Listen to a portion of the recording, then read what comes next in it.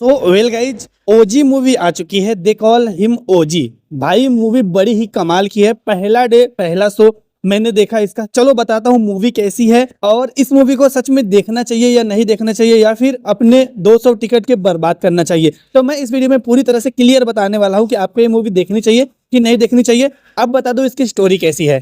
Film की content पूरी तरह से गैंगस्टर वार पर आधारित है और इस मूवी का जो मेन कैरेक्टर है ओजी यानी कि ओजस गंभीरा यानी कि पवन कल्याण, इसके इर्द गिर्द ही पूरी मूवी दिखाई जाती है। बता दो यार, ओजस गंभीरा यानी कि ओजी पवन कल्याण 15 साल पहले मुंबई छोड़कर चला जाता है कुछ कारण की वजह से, लेकिन फिर से मुंबई में एक कंटेनर आता है जिसमें पूरी तरह से खचाखच भरा रहता है RDX, और जिसको सत्या दादा यानी कि प्रकाश राज छुपा देता है क्योंकि वो एक गैंगस्टर लोगों से ताल्लुकात रखता था। इसलिए उसने RDX से भरे कंटेनर को कहीं पर महफूज जगह पे छुपा दिया जाता है। सत्या दादा जब कंटेनर को छुपा देता है तो ओमी भाई यानी कि इमरान हाशमी उस कंटेनर को जो कि RDX से पूरी तरह से भरा रहता है उसको बंदरगाह लेकर आता है, जिसे सत्या दादा छिपा देता है, ये जानते हुए कि ओमी इस RDX से मुंबई की पूरी तरह से तबाह करने का प्लानिंग कर रहा है। और इसी कंटेनर की तलाश में ओमी के परिवार पर हमला होता है। वह अपने भाई सत्या दादा को मारने के लिए भेजता है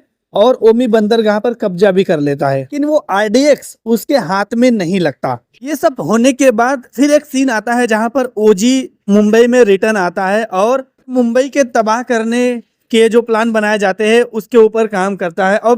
अब क्या होता है, वो RDX से भरे कंटेनर को ढूंढ पाता है, मुंबई को बचा पाता कि नहीं बचा पाता वो आपको मूवी देखने के बाद पता चलेगा। वैसे बता दूं, लोगों से ज्यादा पवन कल्याण को तलवारों के साथ दिखाया गया है और उसमें वो जच भी रहे हैं। अब बता दूं कि इसमें कुछ पार्ट ऐसे हैं जो आपको बोर होती है। पहला पार्ट यानी कि जब स्टार्ट होता है तो आपको बोर फील नहीं होता क्योंकि बड़ी ही अच्छे तरीके से रन टाइम है इसका, बहुत ही फास्ट है, सारे कैरेक्टर अच्छे से समझ में आ जाते हैं। लेकिन जैसे ही क्लाइमेक्स के बाद का सीन आता है तो कुछ सीन बड़ा ही बोर फील होते हैं, लेकिन लास्ट के सीन आते आते सब मेंटेन हो जाता है, अच्छी स्पीड में मूवी आ जाती है। तो मूवी अगर मैं बोलूँ तो बहुत ही अच्छी है, एक बार देख सकते हो। हाँ, इवन अगर आपको दूसरी बार देखने का मन करे तो देख सकते हो क्योंकि मूवी एक दो बार देखने लायक है।